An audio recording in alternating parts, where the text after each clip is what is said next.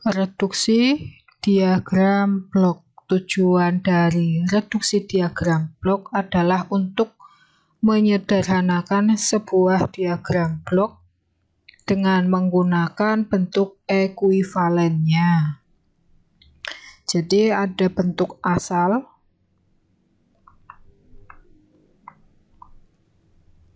ada bentuk ekuivalennya.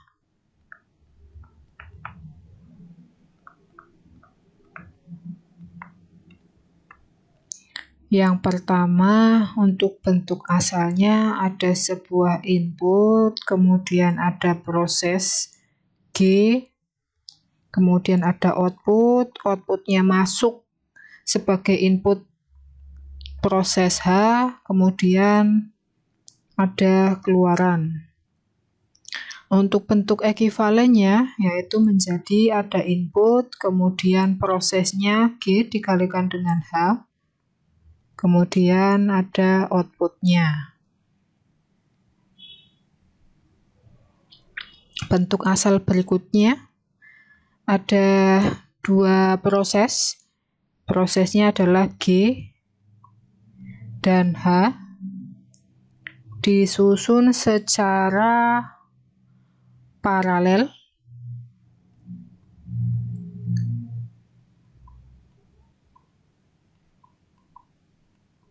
dengan operator positif dan positif. Kemudian untuk inputannya, ini ya inputnya, kemudian untuk outputnya, sehingga bentuk ekuivalennya menjadi input, prosesnya menjadi G plus H, kemudian ada keluarannya.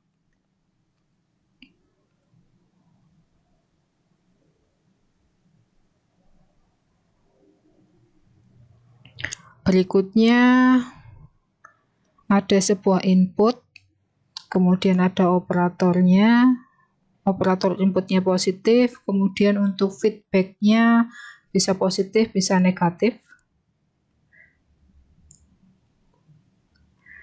Kemudian untuk prosesnya adalah G,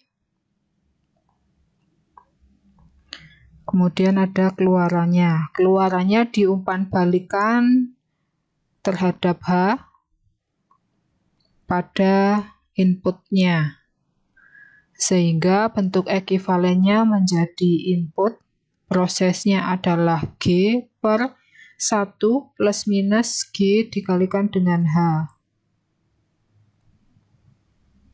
kemudian dikeluarkan pada output.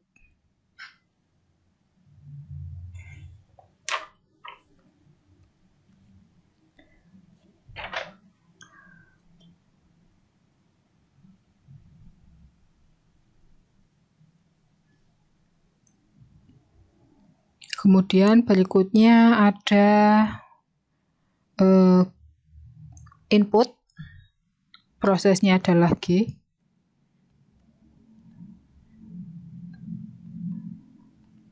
dimasukkan pada operatornya adalah plus, kemudian operatornya plus juga. Kemudian untuk outputnya masukkan lagi, sehingga bentuk ekuivalennya menjadi input, ada operator plus plus, kemudian dimasukkan dalam proses G, kemudian dikeluarkan pada outputnya. Nah, untuk inputan berikutnya ada 1 per G masuk pada input ini ya. Kemudian ada juga ini input, kemudian prosesnya adalah G, output, kemudian dititik balikan ke sana ke kiri. Kemudian untuk bentuk ekuivalennya, pemindahan titik yang awal menjadi sebelum, sehingga prosesnya ini inputnya, kemudian prosesnya adalah G, output, kemudian pemindahan titik yang tadinya di setelah G ini ya, kemudian dipindahkan sebelum G.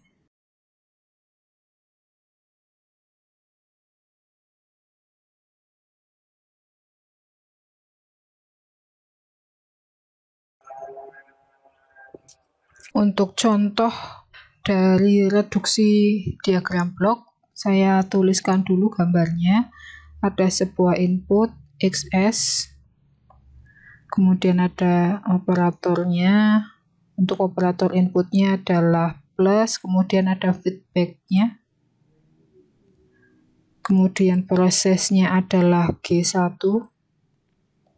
Kemudian outputnya masuk ke dalam proses G2. Dari G2 dikeluarkan pada operator plus,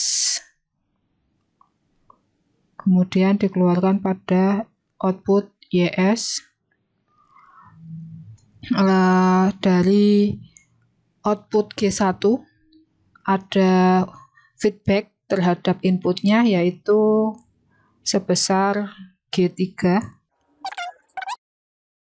Kemudian untuk inputan selain G2 ada juga inputan bernilai 1 yang masuk kepada operator yang kedua sebelum keluaran.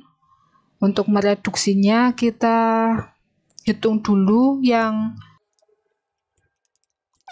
G2, sehingga XS untuk inputnya operatornya ada plus dan minus. Kemudian proses yang pertama adalah G1. Untuk proses yang kedua, saya rubah warnanya saja, jangan biru, tapi sesuai dengan yang di atasnya. 1 plus G2 keluar pada outputnya, yaitu YS. Untuk output dari G1 ada feedback tadi ya, ada feedbacknya G3 masuk ke inputnya. Selanjutnya kita akan mereduksi proses G1 dan feedbacknya, sehingga nilai inputnya XS, kemudian G1 dan G3 kita reduksi atau kita sederhanakan menjadi G1 per 1 plus G1 dikali G3. Nah, ini bisa dilihat pada materi closed loop system. Kemudian outputnya masuk ke dalam proses yang kedua, yaitu 1 plus G2 keluar pada output YS. Nah, bisa dilihat di sini bahwa hasil reduksinya berupa diagram blok seri. Jadi kita kalikan antara proses 1 dengan proses 2 menghasilkan diagram blok XS untuk inputnya, kemudian prosesnya tinggal dikalikan saja menjadi G1 per 1 plus G1 plus kali G3 dikali dengan 1 plus G2. Kemudian keluar pada output YX.